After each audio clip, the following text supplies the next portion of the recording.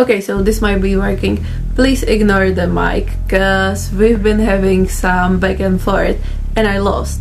I've been doing my daily chores of praying, I've been praising the Emperor, and I swear upon Terra itself, there is some foul play that's trying to sabotage me today, and I don't know why, but that's just the way it is. So the mic's been working on and off, my USB ports have been working on and off, and the camera is literally being held by the plastic thingy, cause that has also decided not to work, even though I was recording videos just this morning and everything was fine. But hey, sometimes I guess we can't explain things, so ignore the surroundings and let's get to it. Let's talk about the Lord of Virulence for a little minute or so. There's this fun thing, he's a one-man army in my opinion, because when you start with him and when you look at him, he's like this big, chunky, kind of fat individual with the ability to just spread plague, and it's like probably everything you could ask for, and I'm pretty sure Papa Nurgle is very proud of him. So just the model, it's really fun, and like how I got to the model and how I even started that, because I don't usually like collect Nurgle, not that I don't love him, but I don't like make armies, I just pick models I like. And this one was actually kind of funny because it was part of a challenge, and if you know me or like you've talked to me for 5 minutes, you've probably figured out I'm very competitive. So this is how I got to the Lord of Virulence, because I was talking with a friend, I was like telling him how I think he's so amazing, like the model looks so fine, and he was like, well, go for it, like paint him. And I was like, no, like everyone is making him, it's just green, it's, I don't know, I don't want to do it. And he was like, well, don't use green. And that was accidentally the best thing that happened to me in this context, because if I just painted him the classic scheme with grains and something, he wouldn't be as fun. And considering I had access to 0 green colors, I had to kind of improvise. I took colors from my fulgrim, which is pink, blue and purple, and I was following when you read the books and like the lore and everything, there's a lot of like the Nurgle and his garden and everything is full of colors, which I feel like usually doesn't really translate when you see the actual armies, because I think it like stems from this is a garden, so it's green, so also like plague and like the mucus and everything, it's green, so let's follow that logic. And when you read books, or at least when I read the books, it's a lot of, you know, it's explosion of colors, and that's what I wanted for this one. Since I didn't have green anyways, I was like, okay, let's go overboard and let's do it just with everything but green. And when I started and I painted him, like I primed him, I put him together, right? That was the easy part. I primed him black, also easy, and I brushed steel over the whole model, and it was looking kind of cool. And I was like, I can just rust him up, because that was my original idea, that I'm just gonna add a lot of rust to the model and he's going to be like steel / rusty, so like brown, maybe a bit of red. And the finished model has pretty much none of that. There is no red, no browns. And so I went like, since I had the colors for fulgrim out, I was like, these are really fun colors. I wonder if there's some bacteria or like virus that actually is pink. And I'm sure I found a lot of bacteria, but somewhere on the Google I took the wrong turn and I got into mold kind of territory, and I figured there's a lot of colors in mold, and one of them is bright purple, and some were like the bluish mold is kind of like everyone's seen that I think at some point in their life, but like pink and purples, that's something. And I was like, yep, boy, you're getting this. So I just started stacking the colors on top of it. I think I called him Blighty or something, because I like to name my models and I'm not really original.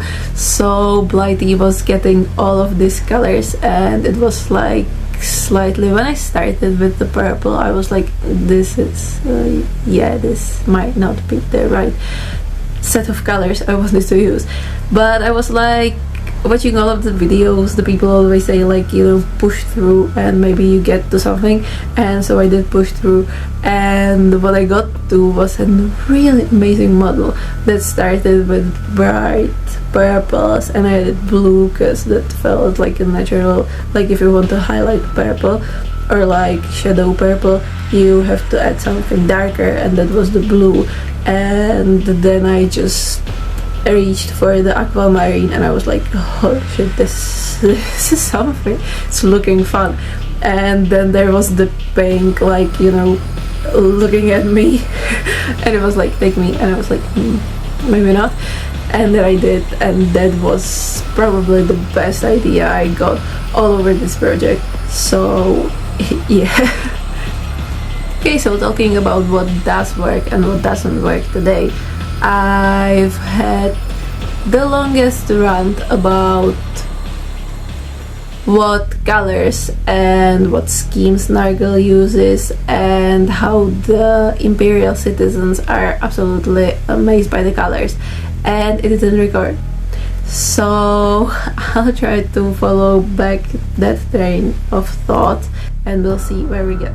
Listen to the music of the pipes, little brother. Do you hear that? And like the first thing I absolutely love about Nurgle, and I'm sure it's been mentioned a couple of times, is the fact that he does really take everyone under his rod, I suppose, as a family. So you have Papa Nurgle, there's uncle, there's grandfather, there's brothers, there's, not sure if there are sisters, but there are the little Nurglings that work as children. And so it's kind of interesting to me, because when you think about it, he's probably the only one who actually means it and is like, he's honest about it. Because when you have, even when you have the Emperor, I'm still not sure if he just takes everyone as like tools and servants, or if he sees the actual family in there. Because like, it was heavily implied at the Horus Heresy books, and sometime after that, that he's like, you know, Horus is his beloved son, and probably the only one he actually cared about. And like everyone, even the other Primarchs, Sanguinius and others, are like his children. And then when you read the new lore, with especially with Gilliman, he's like constantly talking about how the Emperor only sees him as a tool and not really a son. So when you think about it, the Emperor isn't really that honest about it, but Papa Nurgle, he loves you and he wants you to be part of his family. So if you're into that, I absolutely understand why would you want to join him. But anyway, listen to the music of the pipes, little brother. Do you hear that? The wet drum of the gargle, the rhythmic drip of the corrosive ichor. That is the heartbeat of the galaxy. And I mean, he always says everyone's gonna join his ride, so he's kind of right there. The Corpse Emperor offers you cold stone and stagnant laws. I offer you the blooming garden. I offer you a body that never feels pain. Only the vibrant edge of new life sprouting from your source. We are not here to conquer this world. We are here to mulch it. By the time the sun sets, your lungs will be nursery for the finest spores the sevenfold path has to offer. Rejoice! you are finally becoming useful. And this is the part that I absolutely love about Nurgle. And it's like he's so happy about everything, right? Because it's not really about dying, and it's not about just serving and killing for the purpose of killing. But when you think about it from the imperial citizen kind of point of view, then imagine living in the hive city, and like what you have is probably your work, which must be amazing, and there's also rations, which must be amazing, and if there's epidemic, you can like hope you will be safe, because also depends on what kind of world you are, who's the governor, and like if the people above you actually care. So you probably live in pain, and it's not all that fun. But then, like suddenly, one day, this either demon or like, I don't know, like marine or someone, I'm not really sure who's doing the recruiting for Nurgle. But anyway, someone shows up, and like even though their innards are falling off, and there's this foul stench, I imagine it has to be absolutely amazing compared like when you leave chicken in the fridge for too long. Then imagine someone like smelling like that constantly. But anyway, imagine like this foul smelling creature is like smiling, and he just comes to you and he's like, I know you've been in a lot of pain, but I can change that, and I can make sure you never feel pain again. And so I understand why someone in the Imperium would actually like fall for it, because suddenly there's no pain, and he's telling you you're gonna end up in his right anyway, so like you kind of like just skipping ahead. And even though I probably wouldn't willingly chose that, though I don't know what it is like to be dying on plague, so maybe I might change my mind there. But it's like, when you think about it, Nurgle makes so much more sense than the other Chaos Cats, because Slaanesh is all about lust, right? And he's like the new kind of excitements and thrills, but I was never into that. Like, I don't really enjoy clubs that much, so like there's that. And Gorn, while he's kind of fun, he's all about blood and skulls, which that's fine, but someday it's probably gonna bore you anyway. And then there's Singe, and he's my favorite, but he's so complex. Like, I don't know if he's like, okay, I have brilliant idea, guys, and this is going to work, you're gonna love it, and it actually works, or if he's just winging it, because half of the time I feel like Zinj is like fake it till you make it, and he kind of does sometimes, I don't know. So that's my brain thinking about it. And that's what I was actually saying when the thing wasn't recording. So I definitely want to talk more about Nurgle, and I already have prepared, like I have the Blight Kings, they're done, and I don't really want to go back to them, but my absolute most favorite feature about them is they actually have the LEDs in them, so they shine, glow, and whatever. Then there was the first Nurgle Necron Kit Bash, and that one is done, it's filmed, I'm done with that. But there's second one, and it's already finished, and I just need to do this thing and like record it. But that's another thing that I definitely want to explore more, and I'm sure if it'd be interesting, but I actually want to talk more about how Necrons would actually be interested in Nurgle, because when you think about it, they gave up, well, probably not their humanity, but they gave up like all the flesh and everything. And that's like, for me, that's probably the driving force for all of us, right? We have one body and we have limited time, we can do something, and then that's it. And when you actually gain immortality, and when you're like Necrons, and you basically have nothing to lose, you have nothing to lose, so you have nothing to live for. And the thing that I love about this Kid Bash, and like the whole idea of Nurgle and Necron like coming together, is because they have nothing to lose anymore. They kind of want it back.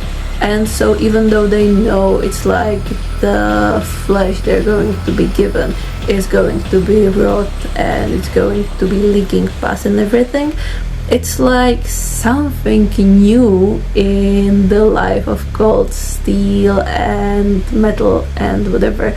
So I think that's like absolutely the best kind of coming together, but it's just for me. So I definitely want to talk more about that. And there's been the idea of me not just talking about what I've been doing, but also like all of the hypotheses and what I think about the books. So there have actually been questions, like thoughts of making a podcast or like something like longer videos with more people, basically, because I babble a lot and I like to yap, but I kind of need someone to stop me or give me arguments. So I was thinking that would be cool, and like, I don't know, I guess let me know if we should go for it or not. I'm thinking I'm gonna pick someone from Discord if they're into it, and some people might be, and then we'll see where we can get. So yeah, I think that would be fun, but we'll see. Anyway, I hope you've enjoyed this. It's not still really a lore video, but I feel like there's so much lore lately, and what I really like don't like, and I'm trying to avoid that as much as possible, is all of these AI things. And at first when I started this, I was actually making I think it's 11 laps. There's you have text and it's gonna make it into like someone speaking, but it's AI. And I always end up, even though I have a weird Slavic accent, I always end up with the thing that it's just better with all of the mistakes and like my mispronunciations than when you have it like artificially crafted. So I'm really trying to avoid that and be like confident. Like, if you don't like my accent, you're not gonna watch it, so why should I be overthinking that, right? But I'm trying to like do more of that, because there's so many lore videos now that it's like the shorts with AI, and I actually don't like it, because it's like, okay, it's quick and easy, but also if you haven't been reading the books and if you haven't been grinding the lore and you haven't been there suffering through the books, because if you read heresy, you're going to be crying, and if you read the books after, you're going to be crying. And my problems with the books is always, I'm like, okay, this is a great character and I'm sure they're going to survive, and you know what then happens? They die, or they die, or they die. Like, if you haven't been there for that, you don't deserve the lore. Enjoy your day, your millennium, whatever. Have fun, and I'll see you next time. Bye.